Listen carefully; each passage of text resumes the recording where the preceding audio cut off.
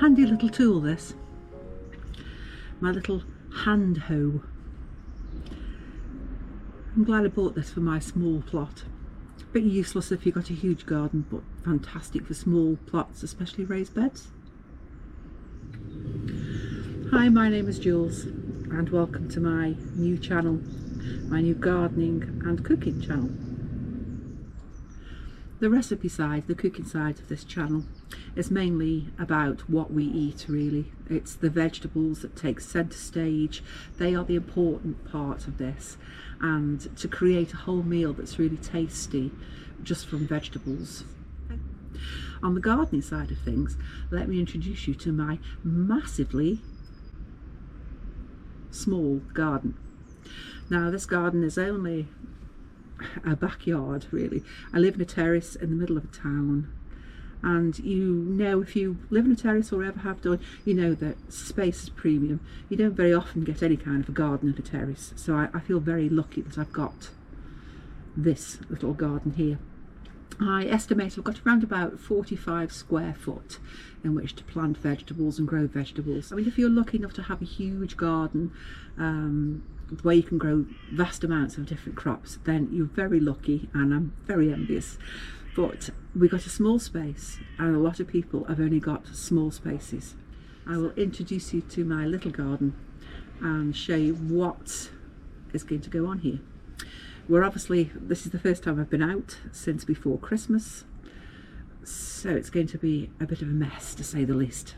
So let's see what we've got. Now this unfortunately is my husband's workspace, his shed, his man cave, so I've got no access to that whatsoever. That's totally his.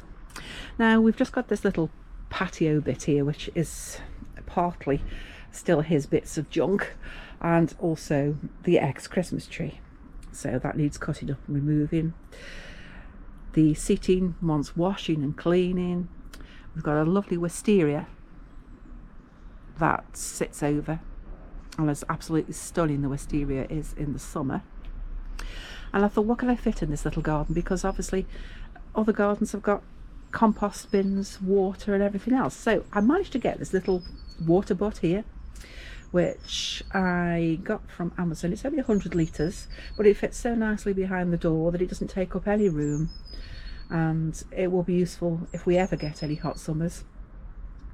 And next to it I bought just a plastic compost bin, because at least I can do some composting. This is the old compost bin, which sort of had its day and now is weed. It's got more weeds in it than anything, but I could probably grow a pumpkin in that. I have done before, so that might be worthwhile doing.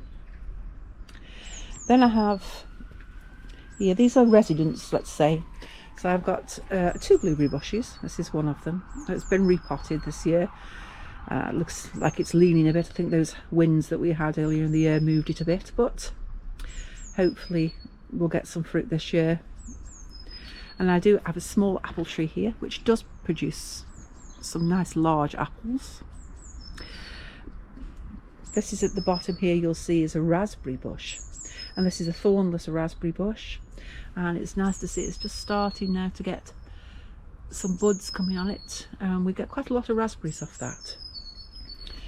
These are new strawberries I planted over the winter to grow this year. This variety is called Marshmallow, and you just can't beat a tasty strawberry. Everybody should grow strawberries. And my main raised bed is this one. This is a metal raised bed. I have a smaller one lower down, and I bought these. They're from a German company, and I got them on Amazon. At the moment, I actually planted in the autumn some onions and garlic in that bed, along with a few in the little one at the side here. Now I don't know, we've had those heavy frosts. I've also got a dog that likes to jump all over everything. Well, 2 dogs actually, so it's a challenge sometimes to grow things, but we do try. This is obviously container gardening I'm doing. With having dogs as well, growing on the flat earth here is not really a good thing to do, because you know what dogs do, so probably not. With this little bit here, I did plant a rhubarb crown in the autumn. I don't know if that's going to grow or not. We'll have to see. It looked all right when I put it in, but then it sort of died. But then again, it was winter, so we'll have to see what happens with that. I also have ordinary plants to go along with the vegetables, because I think you need to attract insects. This is a jasmine, clotted cream variety, so that will hopefully bring some beneficial insects in when it grows. Here I've got one of those tree cabbages now, and I did plant a couple more there, but they seem to have a problem taking off, so I'll remove them and put something else in these pots. But I just thought I'd try one tree cabbage just to see how it grew. And then I've got a row here of just small tubs, which I will plant things in still. You know, you don't have to have large things to plant things, so I will have a go. The larger tubs I've got 3 of here, which will have potatoes in them, and then there are follow-on crops from that. I do have a small pond as well that I put in a couple of years ago, again to attract beneficial insects and wildlife. I mean, we don't get much wildlife here because we're obviously enclosed with gardens all around us and walls, but we obviously get birds and we get squirrels and a range of bees and insects, so they all need water, so I do my bit that way. This is the other blueberry bush. Then this little corner I set aside here for growing things. I bought these 2 with little climbing frames on them, so I thought they would be nice for peas, beans, or something that wants to climb a little bit. And I did have an attempt here of growing cabbages, spring cabbages, in a pot, because it's the end of the season, and I thought I'll just put things in and see if anything could grow for winter. And I think they're actually doing something, so you never know, I might get something from that. I've got a cover for this one at the back here, so I'm hoping to grow perhaps a tomato or something in there. Well, we'll try, we'll see. Like I say, space is limited for a lot of these things. Now this is my favourite thing, the Cavolo Nero kale. This has grown really well over the winter, and I'm still obviously using it now as food, so at least I got something out of the garden over winter to eat, which I was really pleased with. Everything needs weeding terribly, of course, because the weeds have taken over. This is just a flower bed here, again to attract pollinators.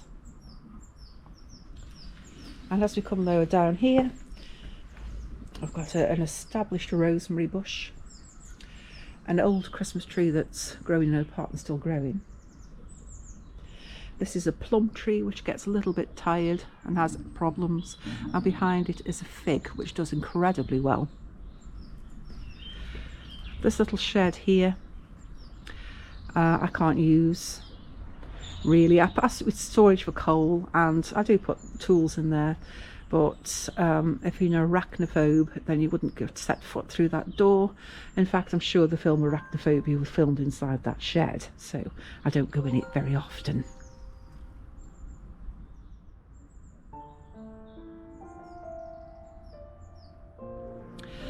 Well, so as well as eating the raspberries, strawberries and blueberries straight from the plant, I wonder what else I could do with them. Today's recipe is a quick, healthy porridge, and this is just my quick breakfast, which I love to eat in the winter.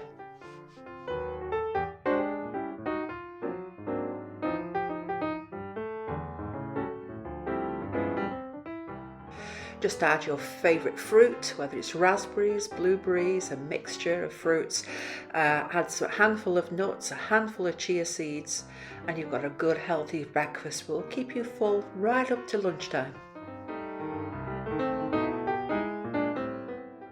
Add a tablespoonful of maple syrup to sweeten.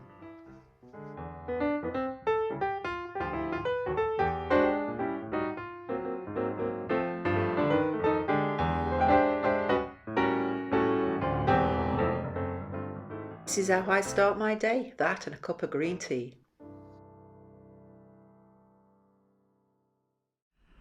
That was just a little glimpse of what the cooking side of the channel will be like. hopefully there'll be more than porridge on there for you to see. Oh, it's nice to feel a little bit of sunshine after the snow and ice and -6 temperatures. It's just nice to have something warm. And now we're in mid-January. The weather will hopefully start to improve, although we still have a couple of bad months left. But when you get days like this, it's just nice to get out. And growing vegetables can be rewarding. To be able to have something that you've grown yourself and put it in that family meal, knowing that it's going to taste absolutely fantastic and so much better than shop bought. And not only that, it's healthy. You're organically growing it. You're not putting sprays on it at all. Anybody who is a seasoned gardener can leave comments below, help us out when we get a bit stuck on things.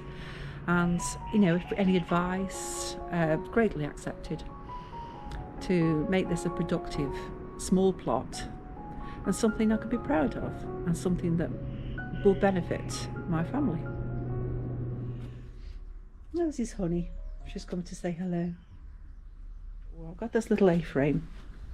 I was going to get rid of it because it's not really deep for much things, but it does actually grow salad crops quite well. I mean, we only get morning sun down this bit, and we did get quite a bit of salad off it over the autumn, strangely enough.